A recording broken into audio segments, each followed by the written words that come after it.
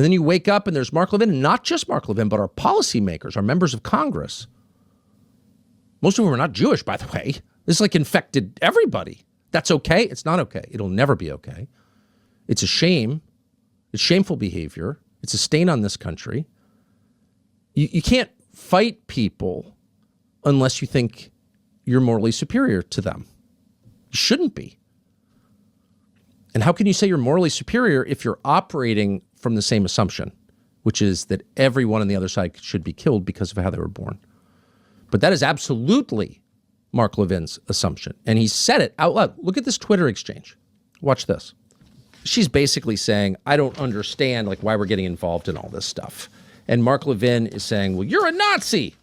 And someone writes in and says, Mark, I'm not even, I may be on your side or not, but what you're saying is actually creating anti-Semitism.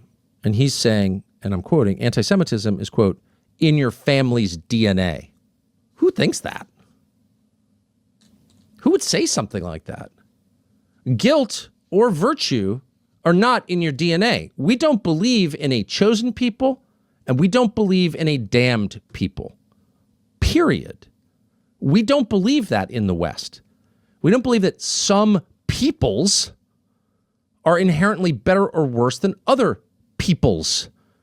We believe in individuals in the capacity of every person to make individual choices and change for the better or the worse. And on that basis, they are judged, but not on how they were born. And if we don't believe that, if we think that some people are just like inherently bad because of their DNA, as Mark has said, and a lot of other people like Mark have said, then what's the point of what's the point of all of this? At that point, it's just like, well, my group has more guns than your group and we're in charge. That attitude gets people killed and it rots your soul. That's why we say anti-Semitism is bad in the first place, isn't it? You can't judge a whole group of people by how they were born, by their genetics, by their DNA. But there's Mark Levin doing it. So it shouldn't surprise you that, of course, if you have those attitudes and you think there are Americans, and he clearly does, whose DNA makes them less than human, unsalvageable, inherently evil, well, it shouldn't surprise you that he'd be calling for violence against them, and he is.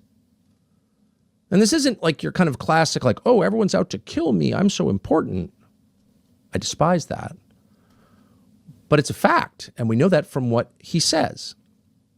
So here's Mark Levin about 2 weeks, in fact, I think exactly 2 weeks after Charlie Kirk was assassinated, and he was trying to explain how this happened. How did Charlie get killed? Here's what he said. The call to violence, that's what it is. You're calling people Hitler. It's a mass murder. You're treating ICE like it's the Gestapo or the SS. Then you're free to shoot them. There you go. You call people Hitler, they get killed, right? You torque up the rhetoric to, we've all decided Hitler is the worst. Okay, great. Hitler's bad, for sure. So once you call people that, you liken them to the person we collectively agree is the worst person ever, person we collectively agree if you had a chance to kill baby Hitler, you would, then why wouldn't you kill the people who are Hitler in your own society? Well, you probably would, and you'd feel justified in doing it. And that was the point he was making. Yeah, fair point. You hope it's not used to censor people. You're allowed to have ugly thoughts. By the way, they're constitutionally protected. But you should be discouraged from it, for sure. And as Mark Levin just said, they lead to violence. Calling people Hitler leads to violence. Wow.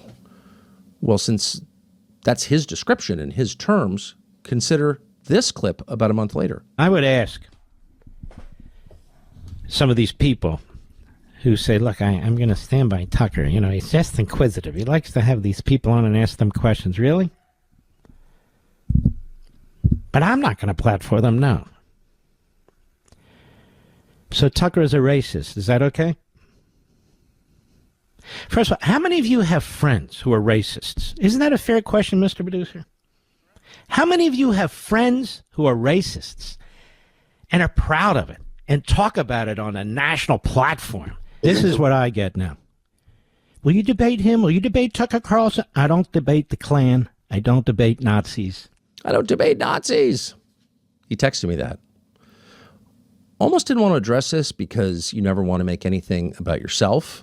It's another way in which you can very easily become Mark Levin, start talking about yourself all the time. Your family, your people. No.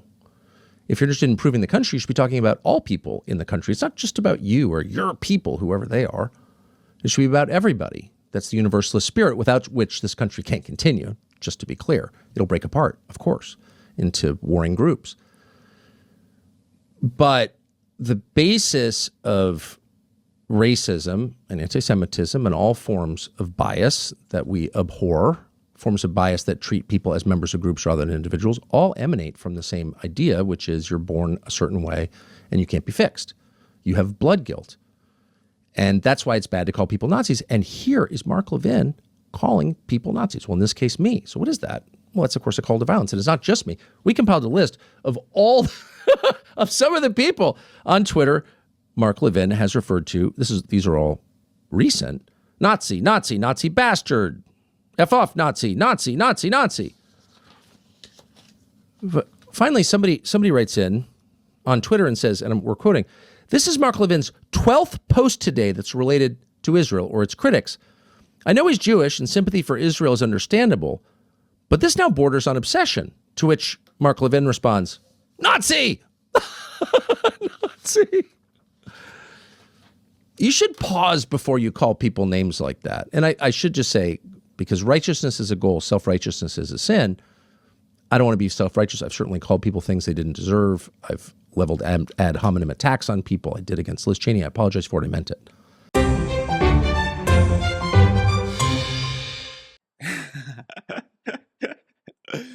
Well, some Americans speak with both sides of their mouth.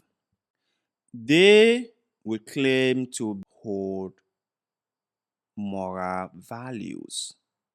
The only country that defend the little guy, the only country that people enjoy freedom of speech, freedom of liberty, universal peace, and so on and so forth.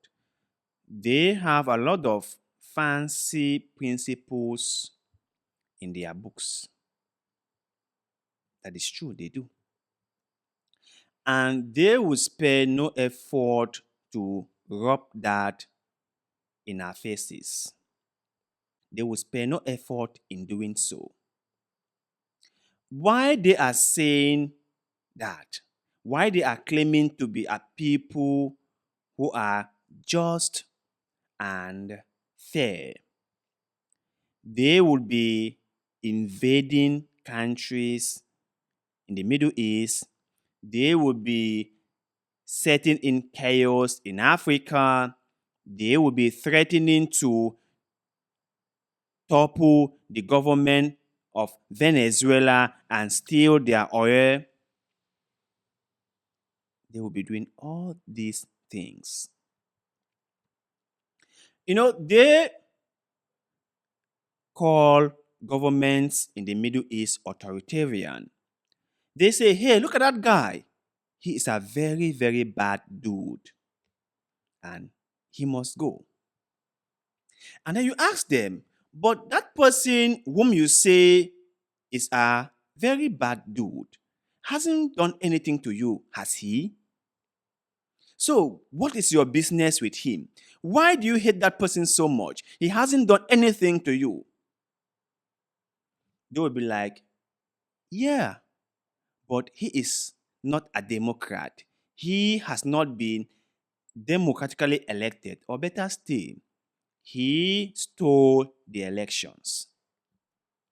And so we will go in and make sure we take power from him and make sure we install a democratic government that will be from the people. And they will be like, whoa, so you are the world police, isn't it? And they will be like, yes, we are. We have to make sure that people all over the world are treated fairly, justly, and people can feel comfortable in their own countries. We have to make sure about that, because our job is not just to stay in our home countries and live well, but also to protect and defend the little guy. And you'll be like, wow, these are some very, very fine principles, you know. if you are not just looking out for your own self, but also after the welfare of the little guy, that is something really amazing. That is something that anyone will appreciate. And then they go into the country,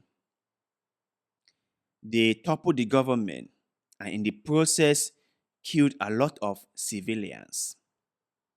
And the new government they put in place is not democratic. They just pick someone from somewhere who is answerable to them, whom they can control, and they put in charge. And that is the new government. And they will deal with that person. And you'll be like, whoa, whoa, whoa. I thought the whole reason for you guys going into that country and toppling the government was to make sure that those people had democracy, isn't it? And they'll be like, yeah, we said so, but for now, we are just trying to keep the peace. There is too much chaos. So for now, let's just maintain this person because he can keep the peace. It has shifted from democracy to peace. Mind you, the leader they took out, the one they toppled, kept the peace. But the reason they toppled him was because, so they say, he was an authoritarian, he was a dictator, he was not a democrat. And the one they replaced is not a democrat. It was all about self-interest. Mark Levin is saying how they will crush anyone who say anything they don't like. And if you think that you can bring some very French views mainstream, you are fooling yourself. For they will crush you. They will rally and they will make sure you are cancelled, you are censored. He is saying it. But let someone like Candy Owens says that there is a group of people who are very powerful. Some of them are pro-Israeli people. Some of them are not. Some of them are billionaires, American billionaires. Some of them are not. Some of them are Jewish billionaires. Some of them are not. But they are the elite. And there is this group whose main objective is to cancel or silence people who say things that the group or the elites don't agree with. If you say that, they will call you a conspirator. And they would label what you say a conspiracy. Sometimes they might just go the very extreme and call you an anti-Semitic.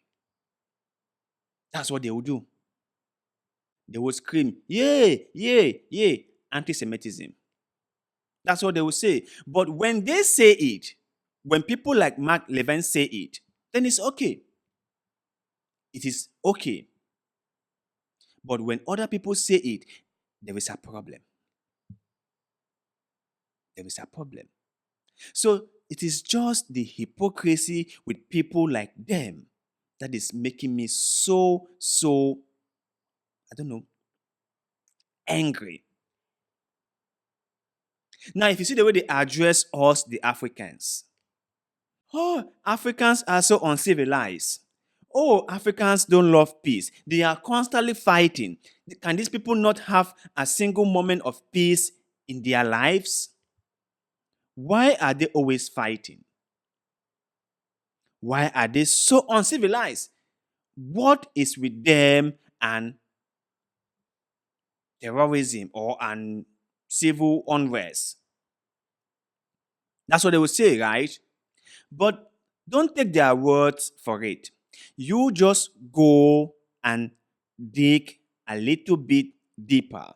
And you will see that the infighting in Africa is not really Africans themselves fighting, but there is a third party pitting those two people together. There is a larger game in play that most people don't know. Now, you might just think that all the people in Congo are just fighting themselves, right? Ask yourself, where do they get all the ammunitions from? Who is arming them?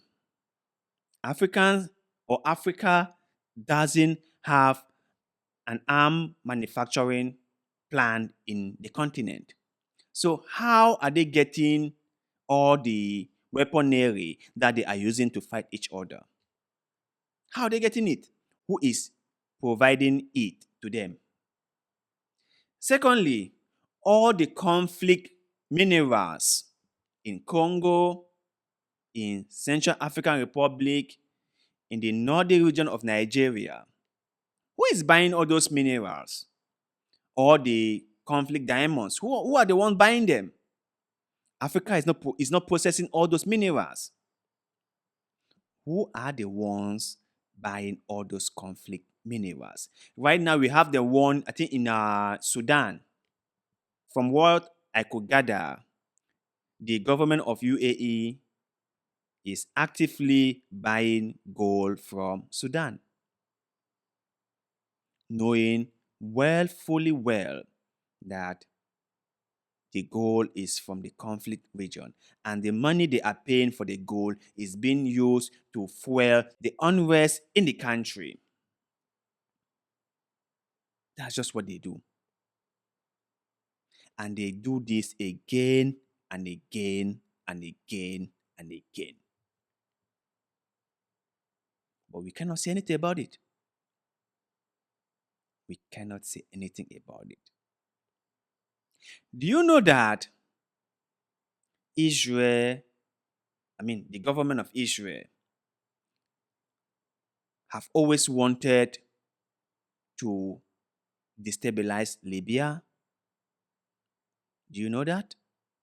Because according to them, Gaddafi was a stumbling block for them in Africa. They have always wanted him gone. And they've gotten their way. But if you mention this, which is thus clear fact, if you mention it, they will label you.